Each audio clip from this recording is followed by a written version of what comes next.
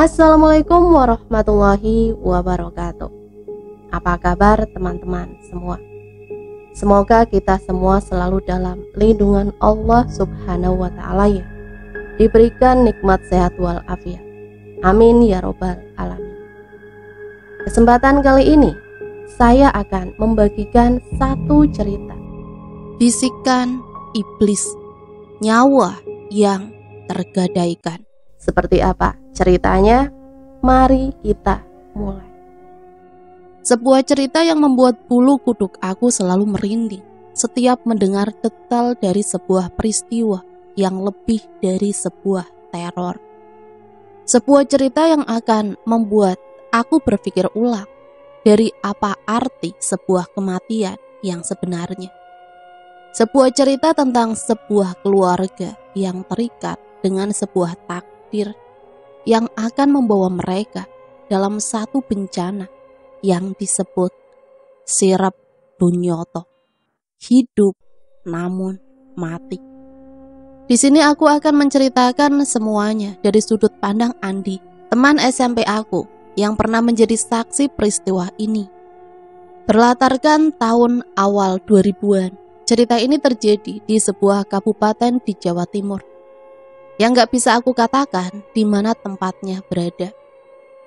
Disinilah semuanya kita mulai.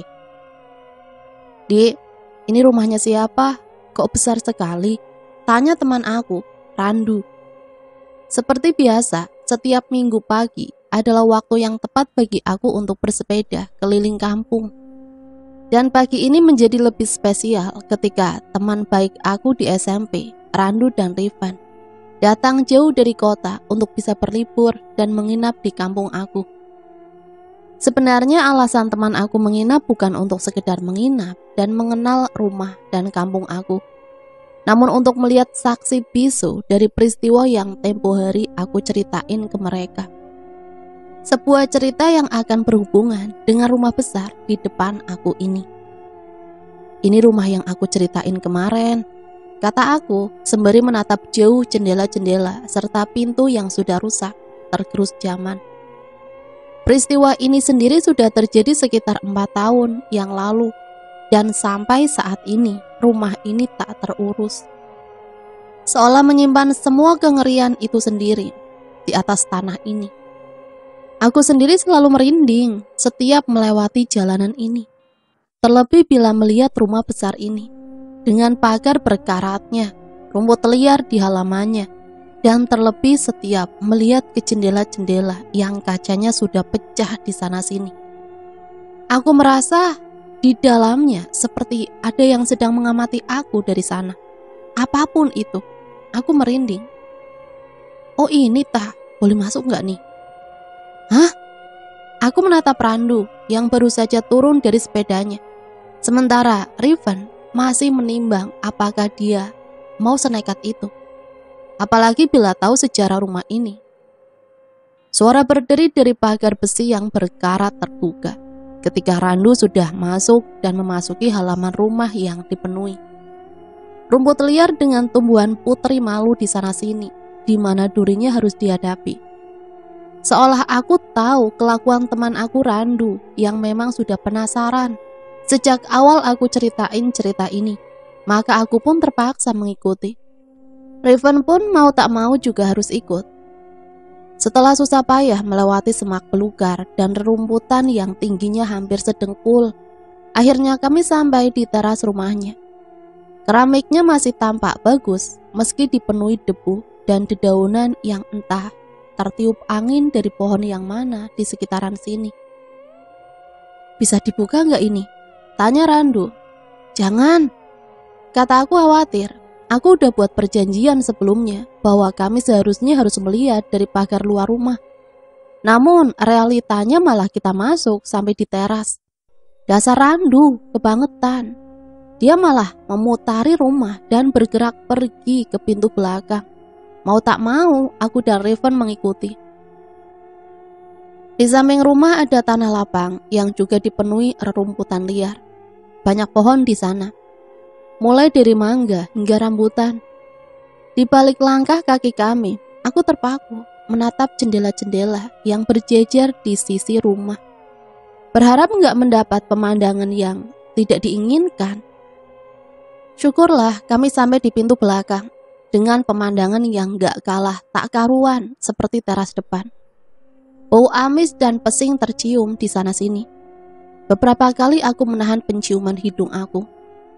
Di lain hal, Riven hanya diam memandang ke sana kemari. Nyalinya menciut manakala dia melihat ke arah ayunan besi yang gak kalah berkarat dibandingkan pagar rumah depan. Itu kan ayunan yang kamu ceritain itu? Randu pun menatap ayunan itu. Kami bertiga tampak tegang karena aku pernah mendengar bahwa setiap malam hari ayunan itu selalu berayun sendiri, meninggalkan suara berdecit dari besi yang sudah lama tidak dilumasi. Namun hari ini tampaknya semua baik-baik saja. Toh, itu hanya cerita dari warga kampung. Randu yang pertama mencoba membuka pintu. Sesaat, aku dibuat mengangah. Karena pintu belakang tampak terbuka lebar di depan kami. Bisa dibuka loh rupanya, kata Randu yang entah begitu antusias. Masuk yuk. Aku berpikir mungkin benar kata beberapa pemuda kampung aku. Banyak yang bilang semenjak kosong rumah ini digunakan untuk anak-anak nakal, menenggak miras. Namun gak sedikit dari sana muncul cerita-cerita bahwa terkadang ada penghuni tak kasat mata yang tinggal di dalam rumah ini. Aku terdiam lama sampai Rindu menarik tangan aku, sementara Riven mulai berjalan mengikuti. Dari rumah kebanyakan mungkin karena sudah lama tidak berpenghuni. Pikir aku hal yang pertama aku rasain saat melihat bagian dalam rumah adalah dingin. Hawanya benar-benar berbeda. Randu yang memimpin. Aku melihat di tembok kiri kanan, penuh dengan coretan vandalisme. Kadang aku miris melihatnya. Namun bila aku lihat lagi coretan-coretan itu, aku rasa ini berhubungan dengan cerita masa lalu rumah ini. Terlebih saat aku tertuju pada sebuah kalimat yang membekukan tubuh aku. Tulisan dicoretan dengan cat warna merah besar. Sebuah tulisan yang akan membuat siapapun yang masuk tertuju membacanya. Keluarga iblis. Gelap, pesing, dan dingin, semuanya begitu terasa. Terlebih saat kita masuk lebih dalam lagi ke rumah itu. Jangan jauh-jauh teman, kata Riven. Aku baru sadar kalau sedari tadi Riven tampak tertarik. Begitu bertentangan dengan nyalinya yang gak seberapa. Randu masih menelusuri rumah itu, sangat-sangat antusias. Dia melihat ke sana kemari dan itu mengganggu aku, sangat mengganggu. Sepertinya aku tahu apa yang dia coba cari. Rupanya dia sudah menemukannya. Sebuah tangga ke lantai 2 rumah ini. Ayo cari kamarnya Mbak Dia. Aku merinding tiba-tiba ketika Randu menyebut nama itu. Seolah ada angin dingin berhembus di belakang aku. Hus, jangan ngomong sembarangan kamu ya, kata aku menekan. Randu tampak paham ucapan aku. Dia menyesal, namun tak berapa lama dia kembali menjadi Randu yang super penasaran. Akhirnya kami naik ke lantai 2. Lantai 2 kondisinya tidak banyak berubah dari lantai 1. Perabotan rusak di sana sini dan semakin banyak tulisan yang tidak mengenakan ketika dibaca. Randu masih menelusuri kamar per kamar, membuat aku tahu di mana saja pemandangan jendela itu tertuju ke arah luar. Ketika asik melihat-lihat bagian kamar per kamar, aku berhenti di salah satu kamar. Sebuah kamar yang agak asing di mata aku. Aku mendekati jendela dan langsung bisa melihat pemandangan di luar. Ada sepeda kami bertiga, terparkir di depan gerbang besi itu. Sontak, otak aku memutar ulang semua pengalaman aku selama ini. Ketika melewati rumah ini, kamar ini adalah kamar di mana aku pernah melihat sosok yang seperti berwujud. Namun menatap sembunyi-sembunyi di balik jendela. Seketika itu juga leher aku merasakan kamar ini suasananya lain dari kamar yang lain. Dan ketika aku berbalik mau meninggalkan kamar ini, aku terkejut dengan kehadiran Riven yang menatap aku tampak tenang. Ini kamarnya Kak Dia kayaknya. Aku menatap Riven, menyipitkan mata, seolah mendengar ucapan menduga-duga, namun membuat aku seolah setuju dengan ucapannya. Berasa enggak? Kata Riven, tangannya menyentuh dinding kamar. Berasa apa? Anaknya masih tinggal di sini loh. Di tengah perbincangan aku sama Riven, aku merasa perasaan aku semakin gak nyaman. Pembahasan ini membuat aku dibuat semakin takut. Dan parahnya, yang membuat aku lebih takut adalah bagaimana orang yang bahkan gak tahu seluk-beluk tempat ini justru seakan-akan lebih tahu dari aku yang tinggal di lingkungan ini.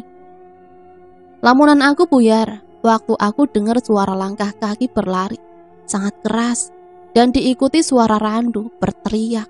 Sontak aku ikut lari dan mencari tahu apa yang terjadi. Bertemulah aku dengan Randu yang tengah menuruni anak tangga, berlari dengan wajah panik sekali. Kenapa? Sudah, ayo keluar lagi, tempat ini gak aman.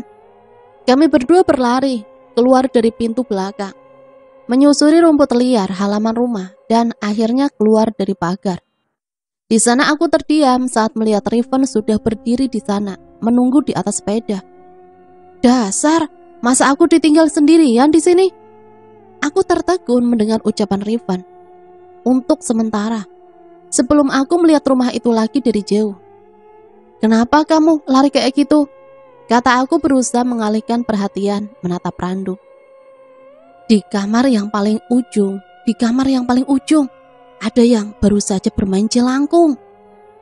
Pagi itu kami meninggalkan rumah itu dengan berbagai teka-teki. Dimulai dari sosok yang menyerupai Riven sampai jelangkung di kamar ujung. Apapun itu, sekarang aku tahu di mana kamar Saidah berada. Gadis yang mengakhiri hidupnya dengan gantung diri karena tidak sanggup lagi menanggung beban dari perjanjian keluarganya dengan iblis yang kabarnya masih ada di atas tanah itu. Mulai dari sini kita masuk ke peristiwa 4 tahun yang lalu, di mana semua ini bermula. Dia Muninggar. Nama itu tidak akan pernah dilupakan kampung ini. Bukan karena ia seseorang yang berprestasi, melainkan karena kematiannya yang dianggap ganjil oleh warga.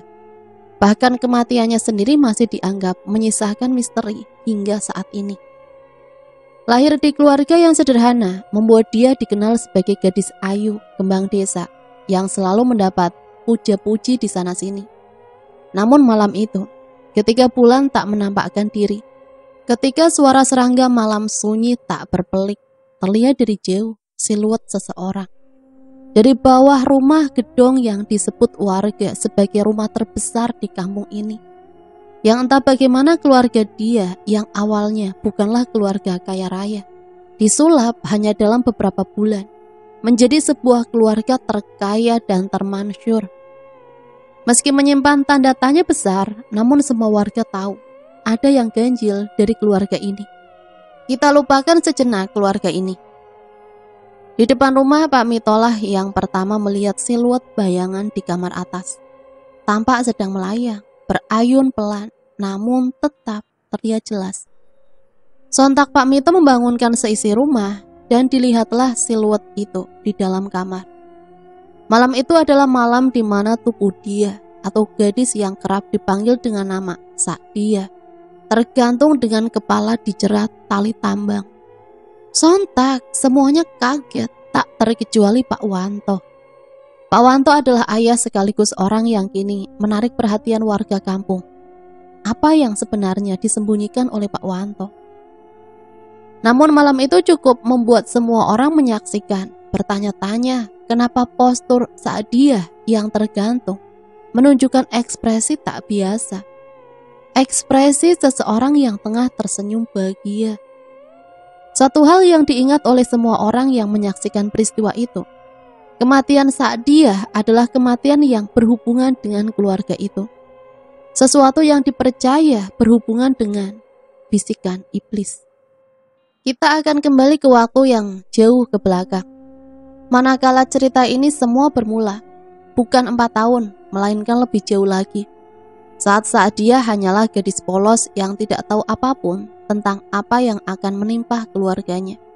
Pak Wanto adalah seorang buruh tani yang menggarap sawah milik seseorang bersama Bu Robiah, istrinya.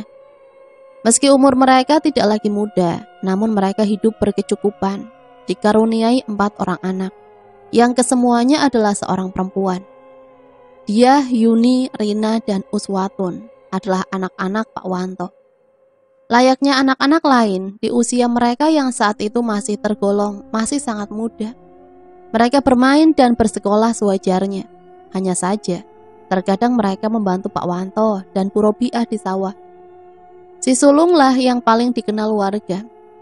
Karena kebiasaannya pula memanggil Pak Wanto dan Bu Robiah, bapak dan emak, membuat warga pun ikut-ikutan memanggil bapak emak. Hidup keluarga Pak Wanto baik-baik saja, layaknya kehidupan tentram pada umumnya di desa. Namun, semuanya berubah ketika Bu Robiah yang kerap disapa emak mengatakan bahwa beliau hamil tua.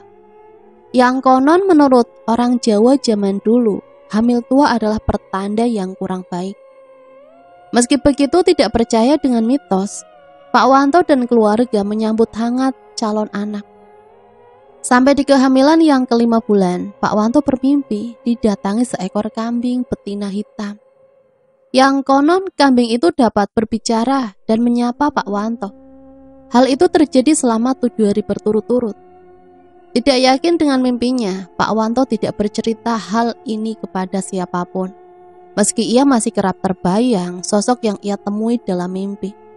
Entah itu kambing atau binatang lain, yang Pak Wanto ingat, suaranya itu tidak seperti suara manusia normal, sangat halus dan memikat. Di malam kedua, mimpi itu kembali, dan kambing hitam itu juga kembali lagi. Kali ini ada yang berbeda dari mimpi sebelumnya. Badan si kambing tampak membesar, seolah-olah ia sedang mengandung. Namun malam itu ia hanya mendengar satu kalimat, jati apit. Tidak ada yang tahu apa itu jati apit, termasuk Pak Wanto, yang sebegitu penasarannya sampai menuliskan dalam selembar kertas. Setelah menjalani hari-hari seperti biasa, ketika pulang Pak Wanto tertuju pada lahan samping sawah. Di sana berjejer pohon jati. Entah apa yang membuat Pak Wanto yang tiba-tiba penasaran dan mendekati tanah itu. Rupanya ia mengerti maksud kalimat itu. Jati apit merujuk pada pohon jati. Maka dilihat-lihatlah sore itu. Pak Wanto berkeliling lahan jati sampai ia melihatnya. Pak Wanto melihat sebuah pohon. Tidak terlalu tinggi, mungkin sedadanya, dan pohon itu tumbuh di antara 2 pohon jati yang tumbuh meliuk. Sangat aneh, pikir Pak Wanto. Pohon jati tumbuh tidak meliuk seperti itu. Pohon jati harusnya tumbuh lurus ke atas. Bergegaslah Pak Wanto, manakala ketika ia mendekati pohon itu, tercium aroma bau kambing yang sengat. Maka Pak Wanto mengelilingi pohon kecil itu. Di dalamnya Pak Wanto menemukan sesuatu kecil, berlendir, dan mengeliat. Rupanya ada seekor anak kambing di dalam rimbunan pohon itu. Petang itu Pak Wanto kembali pulang dengan menggendong anak kambing misterius itu. Pak Wanto tidak tahu apa yang sedang dia lakukan. Sesampainya di rumah, Bu Robiah yang pertama kali curiga. Melihat Pak Wanto menggendong sesuatu, membuat beliau penasaran. Rupanya benar, Pak Wanto membawa sesuatu yang ganjil. Apa itu, Pak? Tanya Bu Robiah. Anak kambing, Bu, ucap Pak Wanto. Anak kambingnya siapa itu, Pak? Tidak tahu, menemukan di pohon jati. Kok dibawa pulang? Kalau yang punya nyari? Biarin, kalau ada yang nyari nanti tak kasihkan. Kasihan, masih anakan. Gitu tah, ya udah terserah Bapak. Hari itu juga Pak Wanto membuatkan kandang kecil. Malam itu kabarnya ada sesuatu yang terjadi. Bu Robiah yang pertama tahu. Ketika Pak Wanto tengah tertidur, Bu Robiah mendengar suara seseorang tengah tertawa. Suaranya menyerupai anaknya yang paling bungsu, Uswatun. Tun, itu kamu kah? Meski hamil tua, Bu Robiah masih kuat untuk bangun dari ranjangnya. Ia berjalan menuju ruang tamu. Namun ia tak melihat siapapun di sana. Ketika Bu Robiah akan kembali ke kamar, suara itu terdengar kembali. Namun suaranya terdengar dari luar rumah. Tampak curiga. Bu Robiah membuka pintu, mencari di mana sumber suara yang menyerupai suara anak bungsunya. Suaranya berhenti di kandang belakang rumah. Bu Robiah segera mendekatinya, namun bukan uswatun yang ia lihat, melainkan siluet hitam, bayangan seorang anak kecil tengah meringkuk di pojokan kandang. Kaget bercampur takut, Bu Robiah bertanya, siapa gerangan yang ada di sana? Namun sosok itu hanya diam di pojokan. Tiba-tiba sosok itu mulai bergerak, mengeliat layaknya binatang yang tengah terbangun dari tidurnya. Ia melihat Bu Robiah dengan mata merah menyala, lalu merangkak cepat sekali menuju Bu Robiah yang syok siap berteriak. Keesokan paginya Bu Robiah terbangun dengan wajah yang pucat, entah mimpi atau bukan. Bu Robiah menceritakan hal ini pada Mbok Sartem, tetangga sekaligus wanita tua yang senantiasa dimintai tolong bila ada yang aneh. Dengan wajah tegang, Mbok Sartem bertanya, anak kambing? Bawa aku kemana anak kambing itu berada? Bu Robiah pun mengajak Mbok Sartem ke kandang belakang rumah. Anehnya, tidak ada apapun di sana. Anak kambing yang kemarin lenyap begitu saja. Hamil tua, lalu anak kambing, firasatku kok jelek, kata Mbok Sartem. Beliau menunggu Pak Wanto dari sawah. Tepat ketika Pak Wanto sudah tiba, Mbok Sartem langsung bertanya, ceritakan bagaimana kamu kok bisa menemukan anak kambing? Pak Wanto tidak paham apa yang terjadi, namun ia tahu Mbok Sartem mungkin diberitahu oleh Bu Robiah. Maka Pak Wanto pun bercerita, namun ia belum menceritakan mimpinya.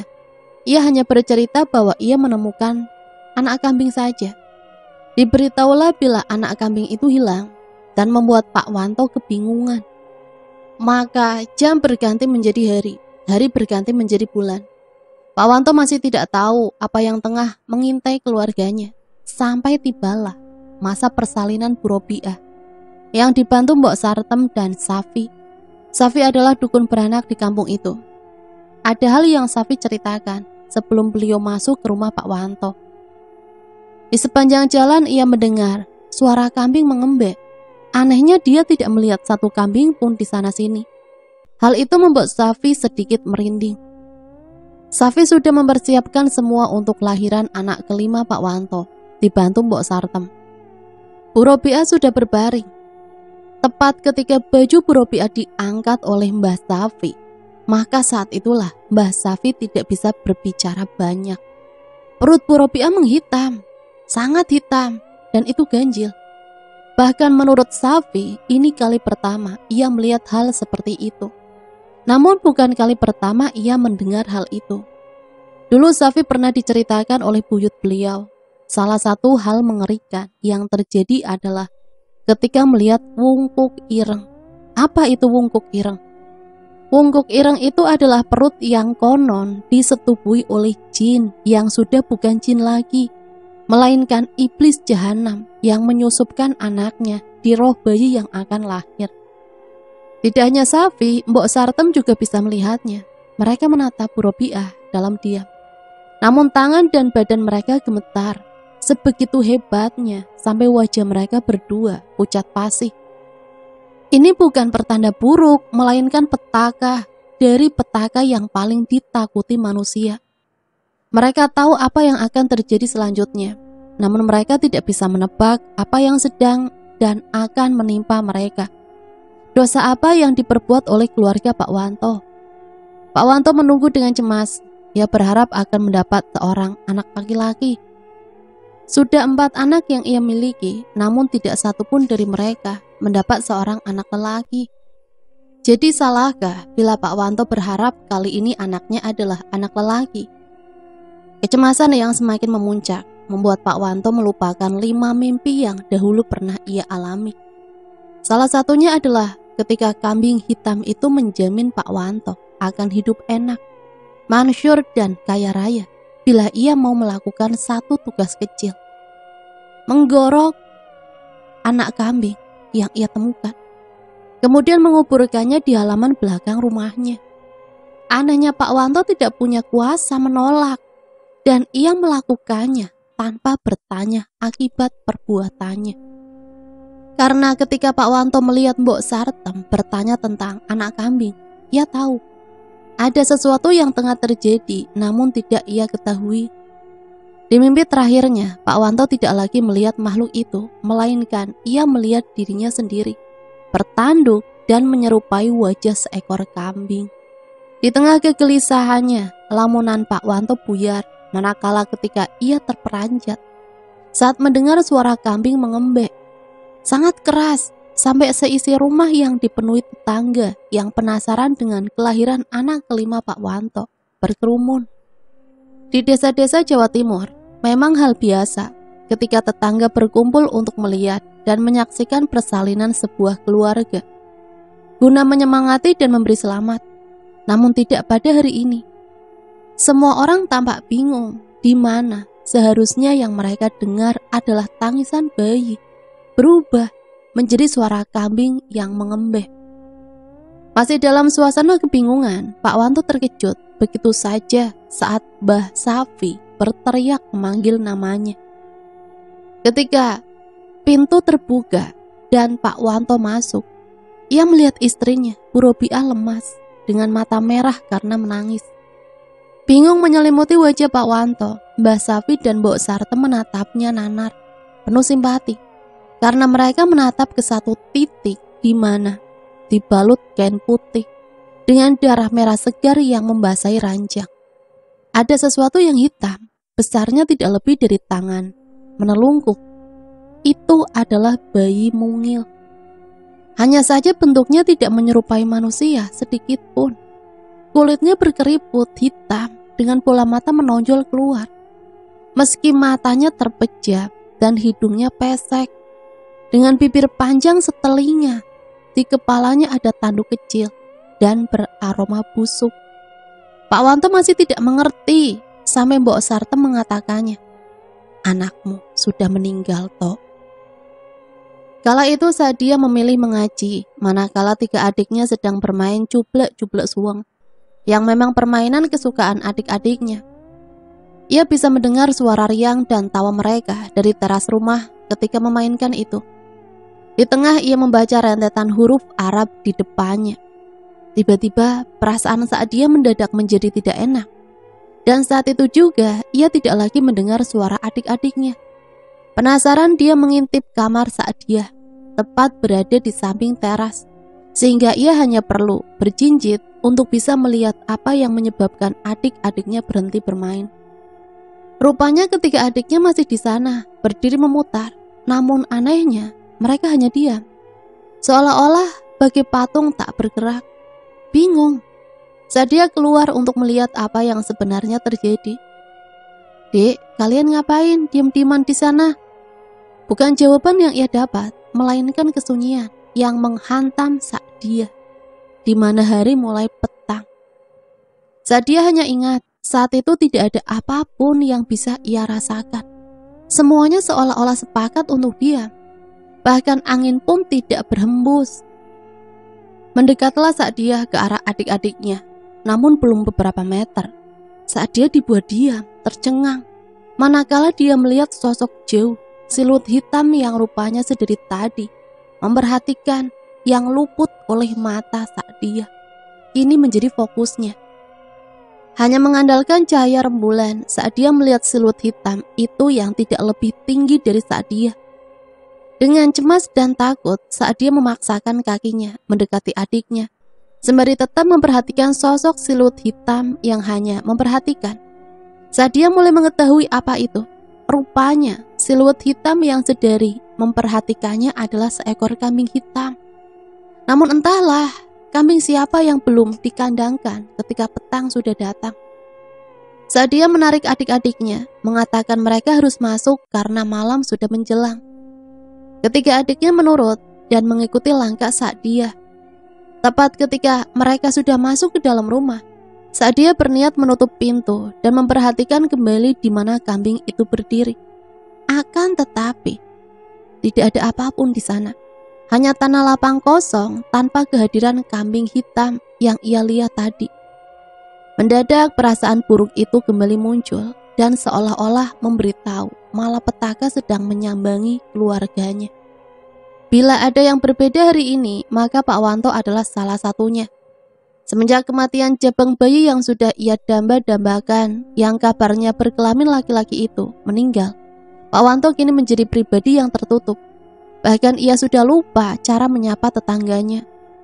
Mbok Sartem dan Mbah Safi sepakat apa yang ia lihat dari itu tidak akan pernah diceritakan kepada siapapun, bahkan kepada Bu Robiah, istri Pak Wanto yang saat itu pingsan, lemas. Tanpa tahu apa dan bagaimana ia bisa melahirkan makhluk yang lebih terlihat seperti anakan kambing. Saat itu juga Pak Wanto hanya bisa murung, sementara Mbok Sartem dan Mbah Safi mempersilahkan perkuburan itu.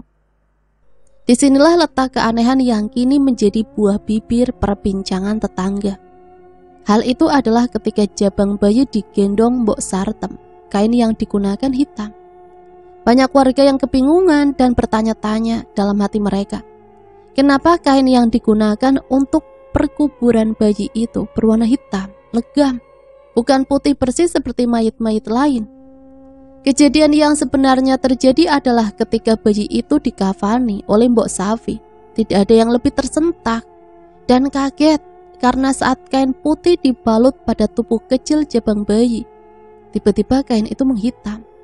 Seolah-olah ada hal-hal di luar nalar sedang bermain di sini. Tak henti-hentinya Mbah Safi istighfar sembari gemetar. Ia memberanikan diri menggendongnya dan memberikannya kepada Mbok Sartem. Pak Wanto lebih banyak diam, bahkan ketika si jabang bayi dikuburkan, ia masih diam. Seakan-akan ia tahu apakah ada hubungannya dengan anak kambing itu. Malam harinya Pak Wanto kembali bermimpi untuk kesekian kalinya. Namun di mimpinya yang ini, Pak Wanto terjebak di sebuah tempat lapang yang diselimuti kegelapan total. Tidak ada apapun di sana, sampai terdengar suara mengembek. Maka ditataplah seekor kambing di hadapannya. Di hadapan kambing itu ada jabang bayi kecil, kulitnya masih kemerahan, dan Pak Wanto menatapnya bingung. "Ini anakmu," kata kambing itu. Dengan perasaan gugup, Pak Wanto mengangkat tubuh kecil itu. Suara tangis dari jabang bayi membuat Pak Wanto luluh. Lalu perlahan, jabang bayi kecil itu mulai berubah. Kulitnya yang kemerahan menjadi hitam dengan bola mata menggelembung. Bibirnya yang kecil, mungil, membengkak. Sampai mewujudkan diri bahwa jabang bayi itu adalah anak kambing yang ia gorok tempo hari. Enggak, teriak Pak Wanto menepis bahwa jabang bayi itu bukanlah anaknya. "Manusia, apa kamu tahu siapa yang sudah mencabut ajal anakmu?" Pak Wanto bingung. Kambing itu terus berbicara dengan suara menggelegar. "Tunggu besok, bila ada yang meninggal, itu adalah pembalasanku untuk mendiang anakmu." Keesokan paginya Pak Wanto bekerja seperti biasa, meski hari-harinya jauh lebih kelabu dibandingkan hari kemarin, ketika Pak Wanto sedang membabat rumput di lahan yang ia garap. Terdengar seseorang mendekatinya, sembari berujar dengan nada tergopoh-gopoh, Pak Wanto, mohon maaf, Bapak sudah dengar." "Dengar apa?" "Mbok Sartem, tetangga sampean, baru saja meninggal." Kaget, Pak Wanto teringat dengan kambing di dalam mimpinya. Hingga Pak Wanto berujar, "Karma." Desas-desus tersebut kabarnya meninggalnya Mbok Sartem ganjil. Selain itu, mayitnya juga tidak kalah membuat orang geleng-geleng kepala. Salah satunya Mbok Sartem meninggal dengan bau seperti kambing lebus. Tidak hanya itu, sebelum meninggal, Mbok Sartem kabarnya berteriak-teriak, memaki dan mengutuk, seolah-olah dia sedang berbicara dengan sesuatu. Di akhir kalimatnya selalu satu kata yang terucap terus-menerus, yaitu iblis. Namun yang paling mengerikan, Mbok Sartem meninggal dengan memuntahkan darah yang warnanya hitam kemerahan, menyerupai janin. Banyak orang yang mulai menyebar rumor, mulai dari santet hingga sangkut paut dari perbuatan demit atau setan. Namun Mbah Safilah yang tahu apa yang terjadi. Hari itu juga di pemakaman Mbok Sartem, Mbah Safi tampak sedang mencari seseorang. Namun ia tak kunjung ditemukan di sana. Sampai di sudut matanya, akhirnya ia melihatnya, Pak Wanto berdiri jauh dari kuburan Mbok Sartem yang baru saja dikuburkan. Mengamatinya dengan bibir tersungging, sebuah senyuman yang tidak sepantasnya terlihat dari seorang tetangga. Sudah lebih dari 5 hari, Pak Wanto tidak pulang. Kalaupun pulang hanya untuk mengganti baju, kemudian keluar lagi. Meskipun Pak Wanto masih memberi nafkah berupa uang yang cukup banyak, namun Bu Robiah bingung dari mana uang itu bila Pak Wanto sudah tidak kerja lagi menggarap sawah.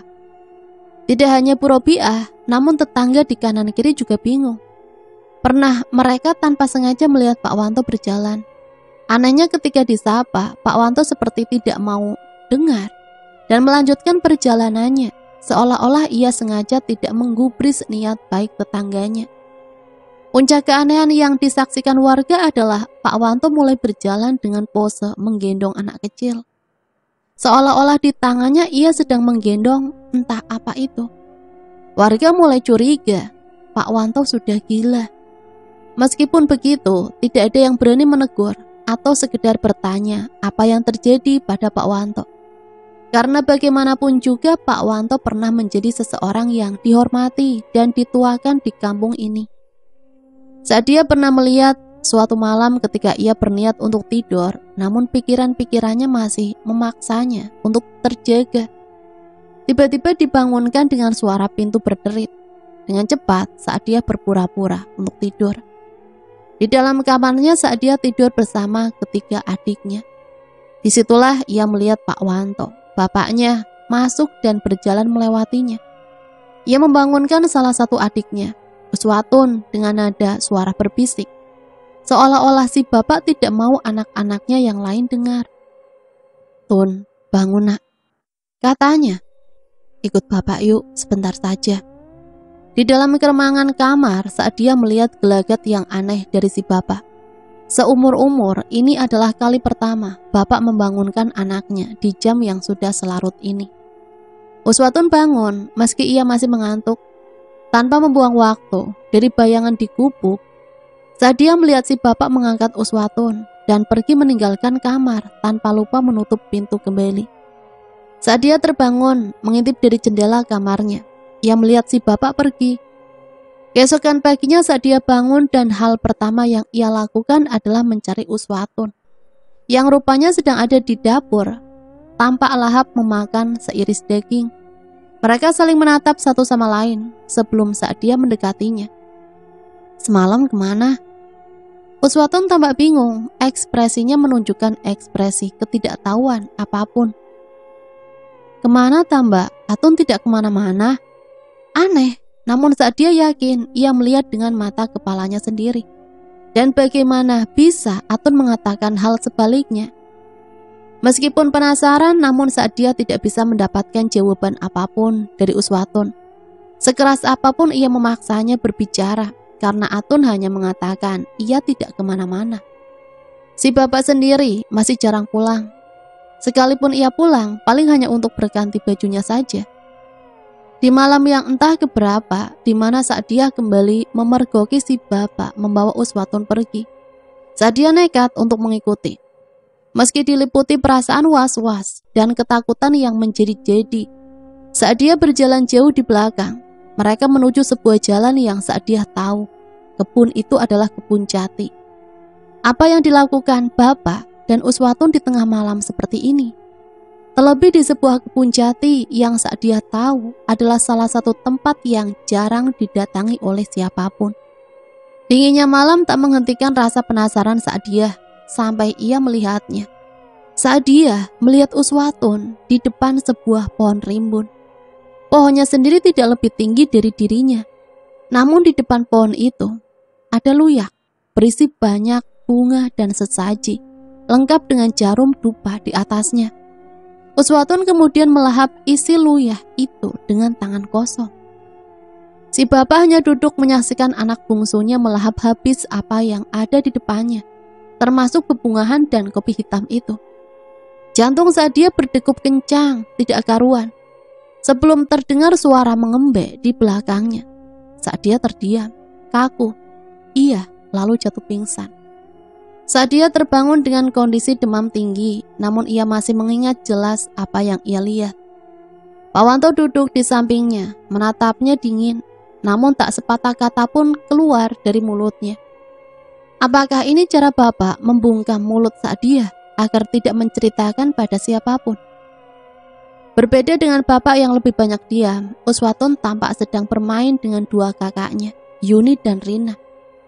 Seperti biasanya, seperti tidak ada yang terjadi kepadanya.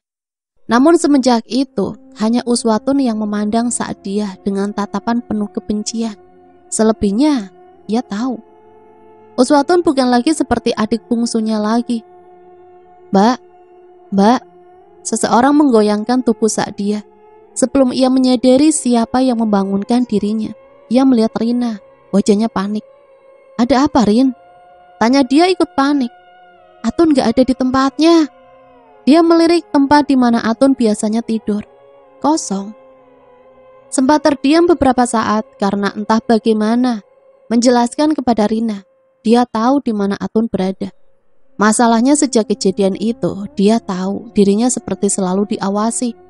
Entah oleh siapa, namun perasaan itu membuatnya terus khawatir.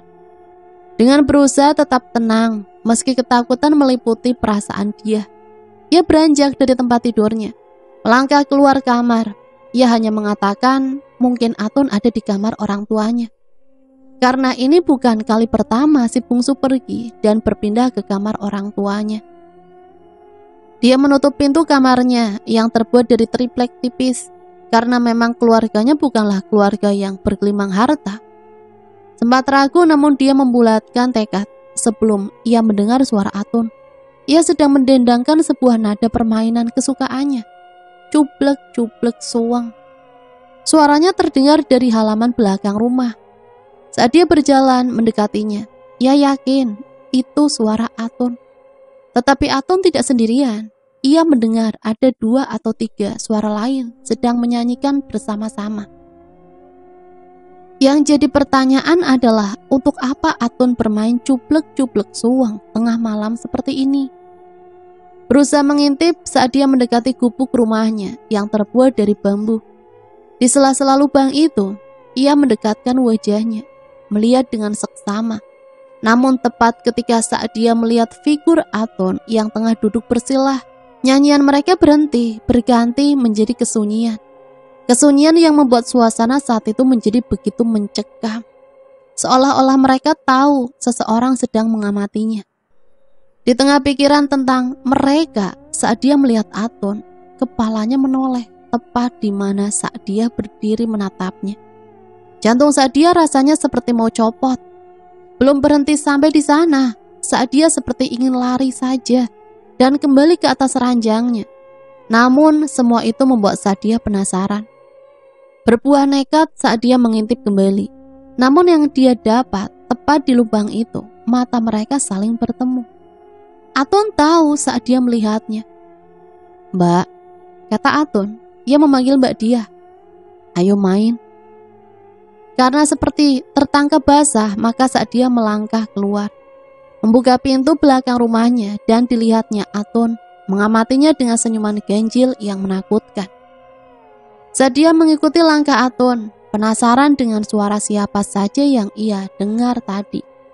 Saat dia dibuat dia mematung, manakala ia melihat di hadapannya ada Rina dan Yuni. Duduk bersilah seolah menunggu mereka. Bila Rina dan Yuni ada di sini bersama Atun, lalu siapa yang ada di kamar? Meski puluhan pertanyaan muncul di dalam pikirannya saat dia mencoba untuk tenang dengan apa yang terjadi, ia duduk bersilah sama seperti yang lain, sampai ia mendengar Atun mengatakan, "Yang jadi Pak Empok, kamu dulu ya Mbak." Awalnya ragu, namun saat dia mengiyakan permintaan Atun, ia tahu akhir-akhir ini hubungan mereka seperti berjarak, dan dia tidak tahu apa alasannya. Jadi bila menjadi Pak Empo bisa membuat Atun dekat lagi dengan dia, maka dia akan melakukannya. Semua tahu apa itu Pak Empo dalam permainan cublek-cublek suweng. Pak Ampo akan menjadi penebak dalam permainan ini. Karena sejatinya permainan ini adalah permainan untuk mencari batu yang akan disembunyikan di salah satu telapak pemain lain. Masalahnya Pak Empo haruslah diwajibkan untuk berbaring telungkup, sementara pemain lain mulai menyanyikan lagunya, sekaligus membuat batu itu agar Pak Empo tidak tahu di mana batu itu berada. Maka saat dia mulai berbaring telungkup menghadap lantai, sementara 3 saudaranya mulai bernyanyi. Anehnya ketika saat dia telungkup, ia merasa ada pemain keempat di antara mereka. Meski begitu, saat dia lebih takut tentang suara lain yang ia dengar. Suara yang tidak pernah ia kenal, sampai akhirnya ia mencium aromanya. Aroma kambing itu kembali di antara mereka. Ketika sampai di lirik Sopong guyun delik kake, maka saat dia mulai membuka matanya, menatap ketiga adiknya, tanpa tahu di mana ia merasakan pemain keempat itu berada. Semua wajah adiknya mengisyaratkan ekspresi yang sama, pucat dan begitu datar. Tidak seperti adik-adiknya selama ini. Saat dia menunjuk Atun, ia memilih tangan kirinya. Maka Atun membuka tangannya, dan batu kerikil itu tidak ada di sana. Sekarang ia menunjuk Rina. Rina juga sama. Di atas telapak tangannya, batu itu tidak ia temukan. Maka dia harus kembali menjadi Pak Empo. Hal itu terus terjadi lebih dari 7 kali. Ketika saat dia mulai telungkup lagi, terdengar suara tertawa yang membuat saat dia tidak nyaman. Seolah-olah ketika adiknya mengerjainya, bahwa sebenarnya batu itu memang tidak pernah ada, bahkan sejak permainan dimulai. Menunggu, saat dia menunggu ketika adiknya mulai menyanyikan liriknya. Namun mereka tak kunjung menyanyikannya. Bingung saat dia ingin membuka matanya, namun ia ingat, ia adalah Pak Empo yang tidak diizinkan baginya membuka mata. Sampai nyanyian disenandungkan, saat itu bisikan itu terdengar. Mati. Suaranya begitu dingin dan menusuk. Ia tahu itu bukan suara adiknya. Apakah itu suara pemain keempat yang sedari tadi ia rasakan? Angin dingin tiba-tiba berhembus saat dia terjebak dalam keheningan yang membuat ketakutan memenuhi isi kepalanya. Di tengah saat dia menunggu, terdengar suara familiar yang membuat dia tersentak. "Ngapain kamu ada di sini?" Saat dia melihat Ibu Robiah menatapnya dengan tatapan tajam. Tidak hanya Bu Robiah yang membuat saat dia kaget, rupanya ketiga adiknya tidak ada di sana. Jadi sedari tadi bermain, saat dia hanya sendirian di sini. Meski amarah Bu Robiah meluap-luap saat dia hanya diam, tak terpikirkan untuknya menceritakan semuanya. Dan ketika dia masuk ke kamar, ia melihat ketiga adiknya tertidur lelap, termasuk Atun yang sedari tadi nampaknya tidak pernah terbangun dari ranjangnya. Hanya saja aroma kambing itu belum juga hilang dari penciuman di hidungnya. Sejak malam itu banyak kejadian yang terjadi, dan rumah Sa'diyah suasananya sudah sangat berbeda. Namun ada satu hal yang dia ingat, entah sejak kapan. Rumahnya jadi sering dilewati oleh seseorang yang dia kenal. Safi, dukun beranak itu, kadangkala melewati rumahnya seperti mengawasi. Tidak hanya itu, Atun, adik bungsunya, juga mulai aneh. Dia seringkali menjauhkan diri dari ketiga kakaknya. Tidak mau makan sampai sering terlihat menyendiri. Hal itu membuat Sa'diyah curiga ada yang disembunyikan oleh Atun. Puncaknya saat Atun muntah di kamar. Muntahannya sendiri, bukan muntahan sembarangan, melainkan muntah darah kehitaman. Darah yang seperti sudah lama mengendap dalam tubuhnya. Bu Robiah yang paling khawatir, namun Pak Wanto tampak tidak peduli. Beliau masih sering pergi entah kemana dia berada. Sampai akhirnya perlahan-lahan penyakit misterius yang meregang Atun berujung pada nyawanya. Itu terjadi tepat di malam hari. Atun berteriak seperti orang yang kerasukan. Dia dan kedua adiknya hanya bisa melihat Atun yang mencakar-cakar badannya. Tidak hanya itu, ia juga menghantamkan kepalanya ke semua benda di sekelilingnya, membuat tetangga berkerumun datang. Mobil carry tua milik Pak Lurah sampai terparkir di depan rumah Bu Robiah, berniat membawa Atun ke rumah sakit terdekat. Sembari orang-orang mencari tahu di mana keberadaan Pak Wanto. Hingga tepat subuh di rumah sakit, Atun meninggal dunia. Suasana rumah Bu Robiah ramai orang dan seseorang yang paling dicari itu muncul. Pak Wanto pulang dengan mata merah mengawasi. Semua warga tampak geram dengan apa yang Pak Wanto lakukan. Entah apa itu, dia hanya menatap nanar wajah Atun terakhir kalinya sebelum liang lahat menutupi wajah adik bungsunya. Yang ia tahu meninggal dengan cara yang tidak wajar. Hanya dia yang tahu bahwa sebelum Atun meninggal, ia menyerupai wujud seekor kambing. Di tengah duka itu saat dia mencuri, dengar Pak Wanto dengan seseorang ia kenal dan tahu siapa itu. Mbah Safi. Tampak berisik tegang dengan bapaknya. Entah apa yang ia bicarakan. Mbah Safi hanya mengatakan, "Sudah, hentikan saja semuanya sebelum semua anak-anakmu diambil di depan mukamu." Dengan wajah tak berdosa, Pak Wanto hanya menjawab pelan, "Bukan urusanmu. Kambing kibas, kambing kotor, berbulu, itu kan jenis iblis atau jin yang menuntunmu. Mbok Sartem gak salah. Memang anak iblismu pantas mati." Mbak Safi pergi meninggalkan Pak Wanto sendirian. Namun di matanya ia tahu, ia tidak, atau lebih tepatnya belum mau berhenti untuk memulai semua ini. Iblis masih berbisik di telinganya. Kematian Atun banyak menimbulkan pertanyaan. Selain hal itu, banyak warga yang juga melihat gelagat aneh pada Pak Wanto. Namun tidak ada yang berani menegur apalagi bertanya apa yang sedang Pak Wanto lakukan. Lambat namun pasti, rumor keluarga Pak Wanto menyebar berbagai penyakit. Namun satu hal yang diingat teman aku, Pak Wanto yang dikenal warga bermata pencarian sebagai buruh tani, tiba-tiba menjelma menjadi orang yang kaya raya. Tidak ada yang tahu dari mana dia mendapatkan sumber kekayaan itu. Sebegitu kayanya sampai mampu membeli tanah luas. Tanah yang ia beli dan tanah di mana kebun jati itu berdiri. Dibangunlah rumah besar dengan 2 lantai, lengkap dengan semua tetek bengek menyerupai orang kaya baru. Sampai sini, masih tidak ada yang berani mempertanyakan dari mana sumber kekayaan itu. Mulai banyak orang membicarakan tentang pesugihan, bersekutu dengan setan, atau melakukan tindakan ilegal. Akan tetapi tidak ada yang bisa membuktikan ucapan itu. Hal yang membuat warga semakin curiga, setiap hari di depan rumahnya terparkir mobil mewah berbagai merek. Mobil-mobil itu berjejer di depan rumah Pak Wanto, sampai-sampai seperti melihat pemandangan hajatan anak presiden. Tidak hanya itu, kampung ini jadi ramai oleh wajah-wajah baru yang selalu berseliweran di depan rumah Pak Wanto. Di sini warga mulai resah dan mulai mencari tahu. Selidik demi selidik, rupanya entah sejak kapan Pak Wanto menjadi tabib yang dapat menyembuhkan berbagai penyakit dengan cara memindahkan penyakitnya ke tubuh binatang. Binatang itu adalah seekor kambing. Kambing itu khusus dan harus sesuai oleh arahan Pak Wanto.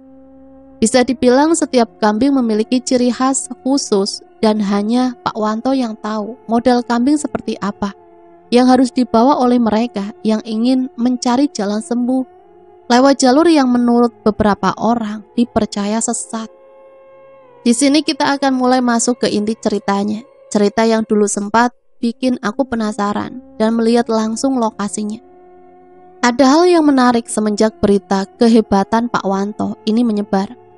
Banyak keanehan yang membuat warga curiga. Salah satunya adalah tidak ada lagi yang pernah melihat Bu Robiah, Yuni, dan Rina. Padahal kabarnya beliau ada di dalam rumah besar itu, yang sekarang dijaga ketat. Hanya anak sulungnya saja yang sering keluar rumah. Itu pun tidak ada warga yang berani mendekat. Semua ini tidak lepas dari kejadian-kejadian mengerikan setiap kali bersinggungan dengan keluarga Pak Wanto. Kabarnya, sesiapapun yang membenci keluarga ini selalu mendapat sial. Namun ada satu cerita yang pernah atau sempat menyebar, di mana ada warga yang tidak sengaja melihat sesuatu ketika melewati rumah Pak Wanto malam hari. Di jendelanya, ia melihat Bu Robiah, rambutnya panjang, tergerai. Di wajahnya ia nampak memelas meminta tolong. Terlepas asli atau tidaknya cerita itu, warga tetap merasa ngeri, seperti ada yang ganjil di rumah besar itu. Disinilah baru terbuka satu rahasia kecil. Konon ada satu kamar yang tidak boleh dimasuki sembarangan orang. Bahkan pasien-pasien Pak Wanto dilarang masuk ke sana. Safi di usia uzurnya tidak pernah ia berpikir menyaksikan fenomena wangkuk ireng. Namun semenjak kejadian itu, berbulan-bulan ia tidak lagi bisa tidur nyenyak. Setiap malam makhluk itu terus mendatangi mimpinya. Hari ini pintunya diketuk oleh seseorang. Saat dia awalnya ragu, namun ia melihat tatapan mata kosong, membuat Safi akhirnya mempersilahkan masuk. Anak yang juga lahir dari buah kerja kerasnya dulu. Ada apa nak? Nggak biasanya kamu kesini. Saat dia masih diam, menimbang maksud kedatangannya. Mbah, kata dia. Ia sudah bertekad membagi ketakutannya pada seseorang yang mungkin tahu langkah apa yang harus ia perbuat atas peristiwa yang menimpa keluarganya. Ibu gila. Safi hanya diam, matanya menerawang jauh. Adik-adikmu bagaimana? Heran bercampur bingung, seperti Mbah Safi tahu apa yang terjadi di dalam rumahnya. Seharusnya tidak ada yang tahu apa yang terjadi, mengingat bagaimana si bapak menutup semua akses peristiwa di dalam rumahnya. Rina lumpuh, Mbah. Saat itulah wajah tua yang lelah itu akhirnya menangis. Lumpuh, bagaimana maksudmu? Saat dia mulai menceritakan semuanya, dimulai ketika pertama mereka menginjakan kaki di atas tanah itu. Dia tahu di mana rumah itu dibangun, apalagi bukan di atas tanah di mana dia menyaksikan adik bungsunya dulu, Atun. Malam itu masih teringat suara marah dan penuh kelakar ibu agar Bapak Wanto menyudahi apa yang sudah ia lakukan. Bukan tidak tahu, namun Ibu Robiah sangat memahami apa yang sedang Pak Wanto lakukan. Termasuk setiap malam kemana Pak Wanto berada, apalagi bila bukan bersekutu. Rupanya berbauan amis yang awalnya Bu Robiah tidak tahu itu tercium dari aroma mulut Pak Wanto. Perlahan, kejanggalan itu semakin terungkap, manakala Bu Robiah sampai harus berpuasa dan sholat malam, yang konon membawanya untuk menyaksikan suaminya, Pak Wanto, tengah mengunyah anak kambing yang dahulu tidak ditemukan arah batangnya. Ternyata terkubur di belakang rumahnya. Tidak hanya itu, di mimpi yang membuat Bu Robiah tidak bisa bersikap tenang itu, ia melihat Pak Wanto selalu membawa anak itu di punggungnya. Pose sedang menggendong anak itu adalah gambaran dari orang yang tengah memelihara iblis dalam hidupnya. Namun Pak Wanto memilih bungkam, dan selanjutnya teror itu mulai membuat Bu Robiah kehilangan akalnya. Saat dia masih ingat bagaimana akhirnya ibunya mulai kehilangan akal sehatnya saat mulai menangis. Safi hanya mendengarkan, sementara saat dia seolah bingung apakah ia harus melanjutkan ceritanya. Sampai akhirnya kalimat itu terucap. Setelah Rina, Yuni yang akan menerima dosanya. Baru setelah itu, kamu yang akan menanggungnya. Saat dia adalah salah satu gadis primadona kampung ini, namun tidak ada yang menyangka ia memiliki garis nasib yang sial. Meski begitu, ia tahu Mbah Safi masih menyembunyikan banyak hal. Namun entah apa yang disembunyikan, sepertinya menyangkut misteri tentang bapaknya. Saya harus apa, Mbah? Ia menatap wanita tua yang tampak salah tingkah. Seperti dugaan saat dia ada rahasia yang disembunyikan, maka Mbah Safi mengatakannya hari itu juga. 14 hari dari hari ini, kamu kembali lagi ke sini. Ada sesuatu yang harus kuberikan. Saat dia bersiap pamit, namun Mbah Safi memanggil lagi. Sebentar nak. Mbah Safi masuk ke dalam kamarnya, kemudian keluar membawa 4 helai bunga kamboja. Ada firasat aneh ketika dia menerimanya. Bawa saja, Mbah tidak bisa melayat. Kaget saat dia bertanya apa maksudnya, namun Mbah Safi mengantar saat dia keluar lalu menutup pintu gubuknya rapat-rapat. Tersimpan tanda tanya besar dalam benak saat dia ketika ia pulang. Namun 4 helai bunga kamboja, apalagi bila bukan pertanda kematian. Pertanyaan saat dia terjawab ketika di jalan ia bertemu dengan orang, mengamatinya dengan mimik wajah prihatin. Dan ketika dia sampai di depan rumahnya, ia melihatnya. Bapaknya, Pak Wanto, sudah menunggunya dengan mata berapi-api. "Dari mana kamu?" Saat dia tidak menjawabnya, ia fokus melihat apa yang ada di belakang bapaknya. Di sana ada 2 jasad yang ditutup selendang. Ketika ia mendekat, adiknya Yuni memberitahunya, "Ibu Samarina meninggal, Kak." Detik itu juga waktu seperti berhenti. Saat dia diam mematung, lalu berujar dengan nada penuh kebencian, "Pengikut iblis laknat." Teriaknya membuat semua hadirin yang melayat diam. Tidak ada suara, hanya tatapan benci. Anaknya Pak Wanto bersikap tenang. Ia membiarkan dia pergi berlari menuju kamarnya. 14 hari bukan waktu yang sebentar. Selama 14 hari itu juga, bapaknya tidak pernah mengizinkan pengajian atau apapun yang berhubungan dengan agama. Hal yang tentu menjadi perhatian warga kampung. Banyak dari mereka yang mulai curiga dengan ucapan dia. Benarkah iblis itu ada? Sore buta dia pergi ke rumah Mbah Safi, dan ketika Mbah Safi melihat dia, wajahnya penuh dengan teror. "Ayo, masuk nak, masuk, cepat." Ia menyuruh dia duduk, sementara Mbah Safi masuk ke dalam kamar. Ia keluar dengan membawa kain putih. Dirobeknya kain itu, lalu diberikan ke tangan dia. Terjadi keheningan dalam waktu lama, sampai dia bertanya, "Apa ini, Mbah?" "Dengarkan nak, dengarkan. Aku bakal ngasih tahu apa yang sedang terjadi dengan bapakmu." Dia bisa melihat bibir Mbah Safi gemetar. Kafan, ini kain kafan. Jantung dia seperti mau copot. Pantas ia mencium bebauan busuk di kain itu. "Kain kafan siapa ini, Mbah?" "Kain kafan Mbok Sartem." "Mbah membongkar makamnya Mbok Sartem?" "Sebentar ya nak, dengarkan dulu. Yang membuat Mbok Sartem meninggal adalah bapak kamu." Hari itu dia seperti disambar petir. Palawijah adalah nama makhluk ini. "Bawa kain kafan ini, simpan di dekat kamu, lalu dengarkan pesanku ini. Jangan tidur di bawah jam 12 ya." "Apa itu Palawijah?" Mbak Safi seperti tidak ingin melanjutkan percakapan ini.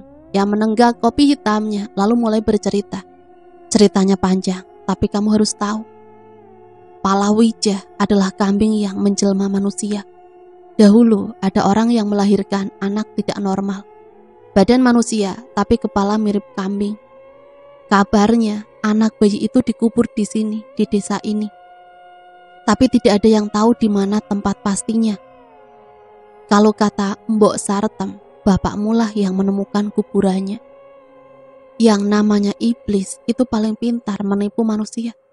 Bapakmu sudah terjerumus sama iblis satu ini. Sudah, kamu pulang saja. Pesanku satu, jangan sampai hilang kain kafan ini." Seperti apa yang dikatakan Mbah Safi, Dian tidak pernah lagi tidur di bawah jam 12. Ia sengaja mengikat kain itu di pergelangan tangannya, seolah-olah itu gelang penjaganya. Dan di malam yang entah keberapa, dia ingat ada satu kamar yang di dalam rumahnya yang tidak pernah ia masuki. Malam itu Pak Wanto pergi sedari sore.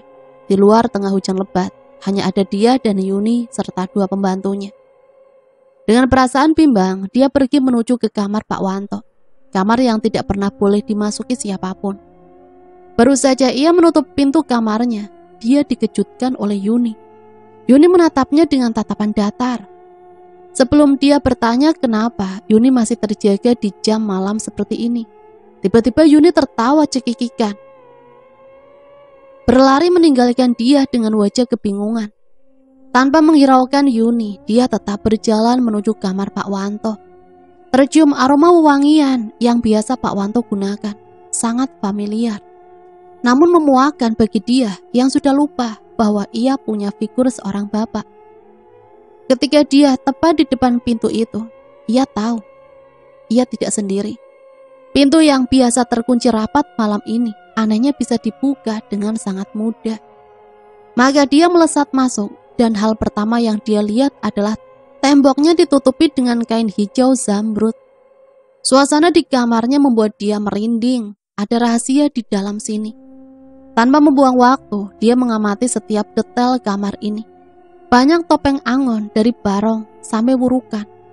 Topeng mitos Jawa. Banyak keris terpajang di atas meja, lengkap dengan kemenyan yang dibakar di atas bak tanah liat kecil. Namun dia berfokus menatap satu titik. Ada keranjang bayi yang diselimuti oleh suek, kain yang digunakan oleh ibu Jawa. Di atasnya ada payung khusus mayit, dan ketika Sa'diyah mendekatinya, tiba-tiba badannya menjadi berat. Berat sekali, seperti ada yang naik di atas punggungnya. Saat itulah dia sudah tidak sanggup lagi untuk mengangkat beban tubuhnya. Tiba-tiba tercium aroma yang sudah lama dia lupakan, bau lengguh seekor kambing. Maka dia berbalik mengamati sesuatu yang sedari tadi mengikutinya.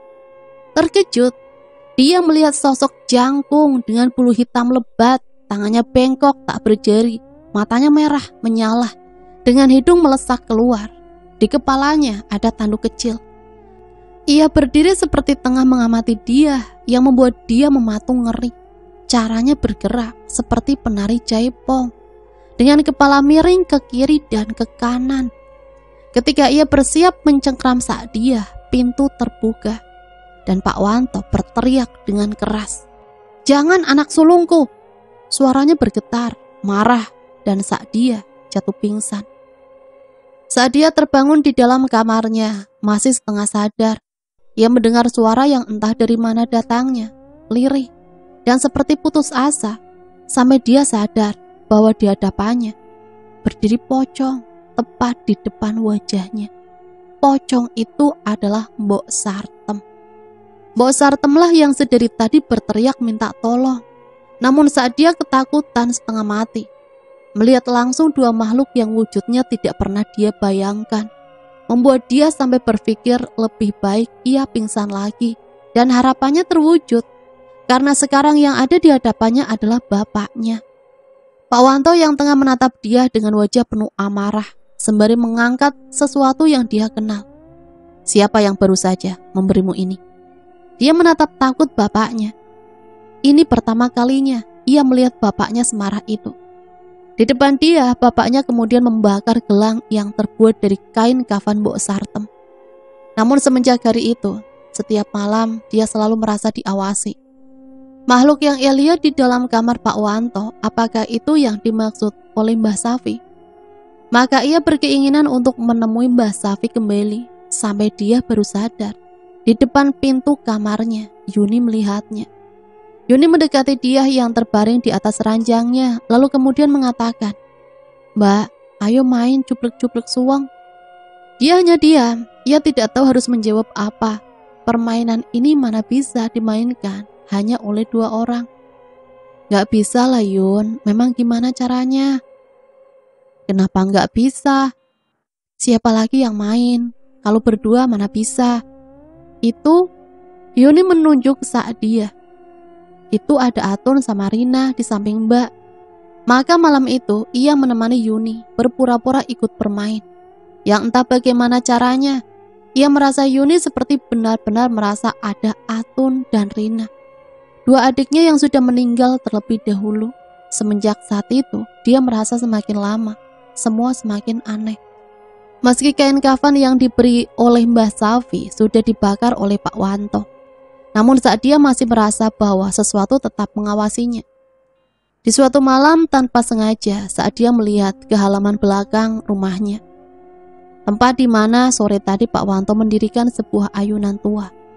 Ia melihat bapaknya, Pak Wanto, tampak berdiri sendirian, menyendiri, menatap ayunan di depannya, yang tengah bergerak-gerak tanpa ada yang mendorongnya. Penasaran saat dia mendekat ke jendela, dilihatnya lebih jeli. Apakah matanya tidak salah melihat hal itu? Mengikuti naluri perasaannya saat dia berjalan turun, berharap bisa mendekat, mencari tahu apa yang bapaknya lakukan di sana. Sampailah di dapur rumah, tempat di mana jarak antara dirinya dan Pak Wanto tidak begitu jauh. Di sana ia mendengarnya, Pak Wanto tampak sedang berbincang. Yang jadi masalahnya, tidak ada siapapun di sana kecuali Pak Wanto dan ayunan yang bergerak dengan sendirinya, sampai dia dikejutkan dengan suara familiar yang ia kenal. "Atun pulang ya kak?" Kaget, dia melihat Yuni sudah berdiri di belakangnya. "Atun, Bingung, dia mengulanginya. Iya kak, itu lihat ada ibu juga sama Rina di sana. Dia tidak mengerti apa yang terjadi di dalam keluarganya. Apakah hanya dirinya yang tidak bisa melihatnya, sampai ia mengingatnya. Yun, kata dia. Iya kak. Kamu pernah lihat nggak ada manusia wajahnya menyerupai kambing, tinggi, berbulu hitam, di kepalanya ada sepasang tanduk. Yuni mengangguk. Adik, ucap Yuni seraya menunjuk dia. Dia terdiam, mencoba mencerna maksud perkataan Yuni. Adik? Sampai dia sadar, Yuni tidak menunjuk dirinya, namun ia menunjuk sesuatu di belakangnya. Sosok yang dia bicarakan rupanya sedari tadi berdiri di belakang dia. Yang ia ingat kemudian, dia merasa sentakan kuat mencengkram lehernya, menghantamkannya ke lantai. Suara terakhir yang ia dengar adalah suara Pak Wanto berteriak marah dan mengatakan, "Jangan anak pertamaku, jangan!" Lalu semuanya menjadi gelap. Andi usianya belum genap 13 tahun saat kejadian ganjil itu terjadi di kampungnya. Seharian hanya mendengar desas-desus yang semuanya sama membicarakan sebuah keluarga. Keluarga yang konon bersekutu dengan iblis. Hal itu terjadi saat berita kematian Yuni sekali lagi menggegerkan kampungnya.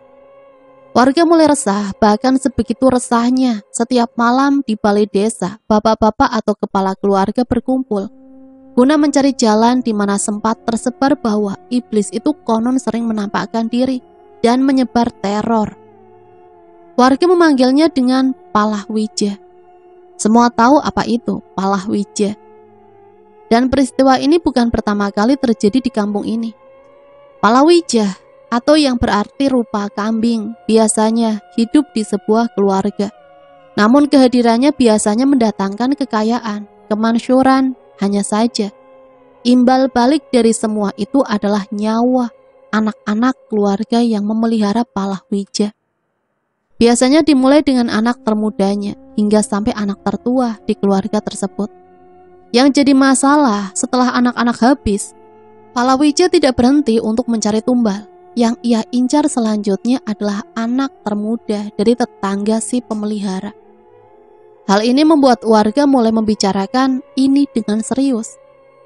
Sebelumnya tidak ada yang percaya dengan berita bahwa Pak Wanto memelihara Palawija. Namun serentetan kejadian yang terjadi di mana anak-anak Pak Wanto meninggal secara tidak wajar membuat warga mulai yakin. Andi yang sebegitu tertarik dengan ini mencari tahu kematian Yuni, di mana sebetulnya ia sampai koma selama 7 hari. Kejadiannya sendiri masih simpang siur. Ada yang mengatakan Yuni terjatuh dari anak tangga. Ada yang mengatakan Yuni terjatuh di kamar mandi, hingga syaraf di kepalanya rusak. Namun satu hal yang Andi tahu adalah Yuni tidak pernah memejamkan matanya. Bahkan ketika ia meninggal, mayat Yuni tertidur di liang lahat dengan mata masih terbuka. Satu perubahan yang Andi sangat rasakan adalah perubahan kepada kakaknya. Dia yang terkenal ramah dan supel kepada tetangga, lebih banyak murung, dan bahkan batang hidungnya tidak lagi terlihat berjalan di kampung-kampung. Kabar terakhir mengatakan dia tahu sesuatu. Depresi adalah gambaran yang tepat untuk menjelaskan kondisi dia. Setidaknya itu yang Andi dengar dari percakapan ibu dan bapaknya. Di tengah masalah yang entah tiada berujung ini, Andi mendengar sebuah kabar mengejutkan. Apalagi bila kabar tentang meninggalnya seseorang. Dia meninggal, ditemukan tewas dengan kondisi kendat, atau tergantung di dalam kamar di rumah besar miliknya.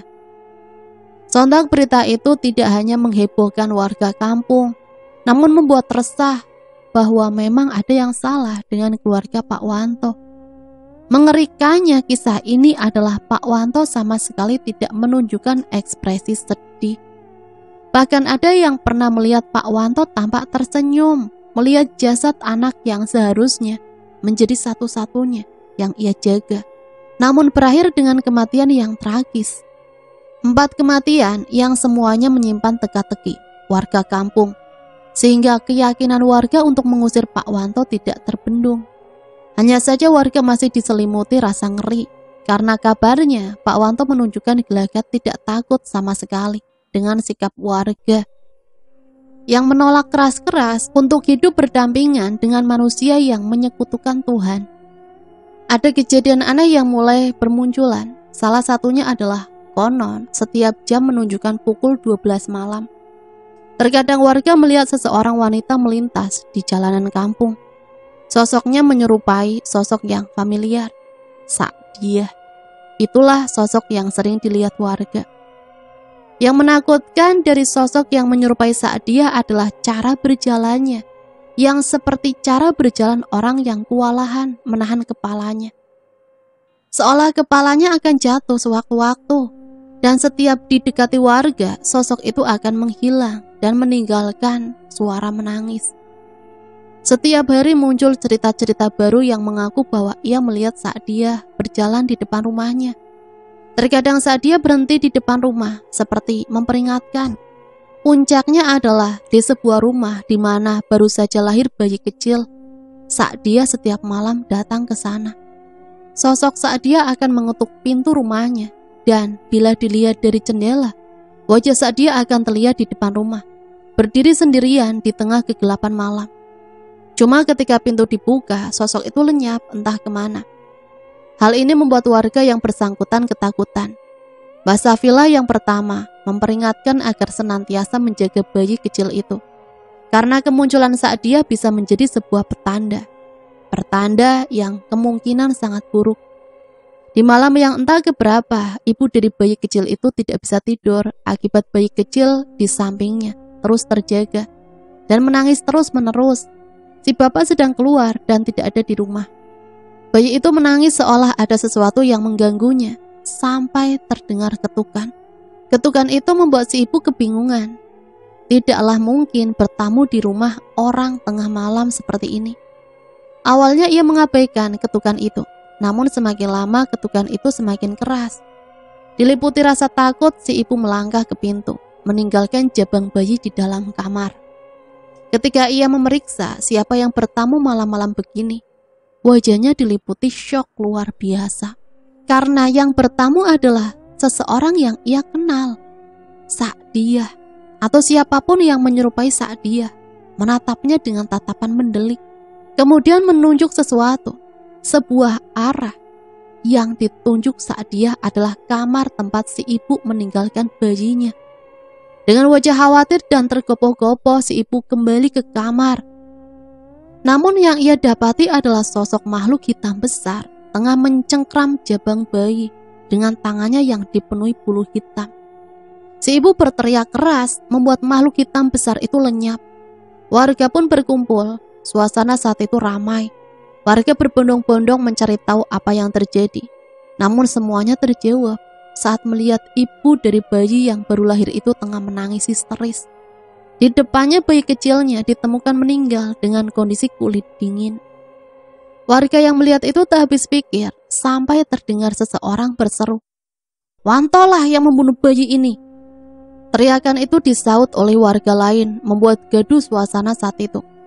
Tanpa membuang waktu, warga yang marah merangsek menuju rumah Pak Wanto, bersenjatakan sajam dan obor. Warga berteriak riuh, meneriakan nyawa harus ditebus dengan nyawa. Sebegitu ramai saat itu, Andi yang menyaksikan kejadian itu sampai merinding melihat wajah marah warga. Di depan rumah Pak Wanto, warga menjebol pagar besi sembari berteriak-teriak meminta Pak Wanto keluar. Penjaga rumah Pak Wanto sampai menyingkir, ngeri melihat banyaknya warga yang datang, entah dengan tujuan apa. Andi ingat betul, Pak Wanto keluar dengan tampang biasa saja. Yang pertama Pak Wanto lakukan adalah bertanya apa yang terjadi dan kenapa warga bertamu ke rumahnya malam-malam seperti ini. Saat itulah seorang dari warga menceritakan apa yang terjadi. Namun Pak Wanto tidak membantah sedikit pun ucapan warga itu. Sebaliknya, Pak Wanto malah menantang warga bahwa tidak ada yang bisa mereka lakukan. Ucapan itu membuat warga semakin gusar. Teriakan kemarahan terdengar di sana-sini.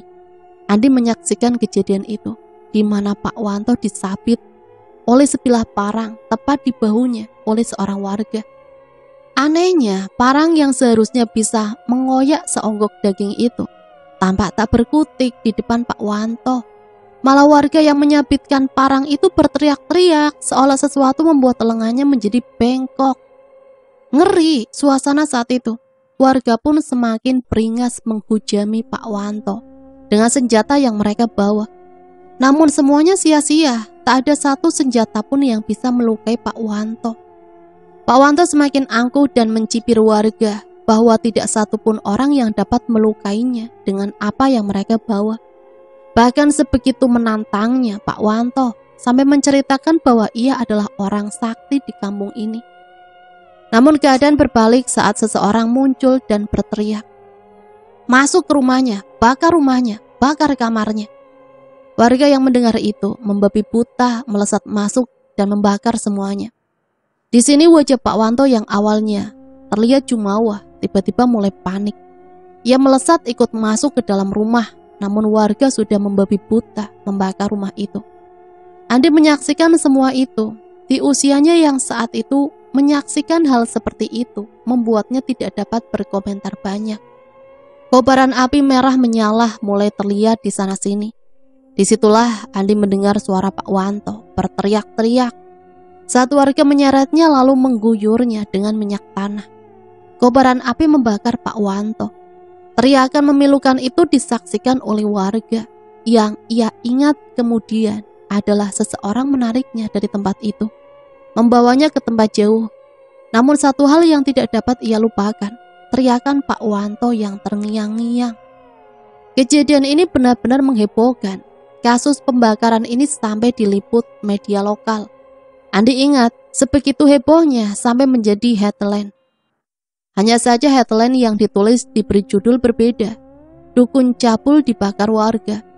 Terlepas dari itu, kejadian ini menjadi salah satu kejadian paling mengerikan di desa ini. Seperti awal bagaimana cerita ini, aku sampai repot-repot buat datang dan menyaksikan saksi bisu kejadian ini, yaitu sisa rumah yang kini menjadi rumah kosong tak bertuan. Aku gak bisa berkomentar banyak setiap kali melihat rumah ini. Namun satu hal yang aku gak akan lupain. Di atas rumah itu, warga bercerita kadang ia masih melihat sosok wanita yang tengah mengintip di kamar lantai 2, yang diyakini adalah sosok Sa'diyah. Namun yang masih Andi ceritakan dari peninggalan rumah ini adalah palawija, yang dulu kabarnya masih ada di atas tanah ini. Tanah yang tidak akan ada satupun orang waras untuk tinggal di dalamnya. Sampai saat ini rumahnya masih berdiri, meski sudah sangat mengenaskan. Di dekat rumahnya sendiri sudah dibangun wahana wisata, kolam renang. Jadi wilayah ini lebih ramai. Tapi meski begitu, suasana mencekam rumah ini masih terasa sangat kental. Jangan pernah menyekutukan Tuhan, karena sesungguhnya bujuk rayu setan atau iblis nyata adanya. Sampai di sini saya pamit undur diri, mohon maaf apabila banyak salah kata. Sampai berjumpa kembali di cerita-cerita selanjutnya. Matur suwun, wassalamualaikum warahmatullahi wabarakatuh.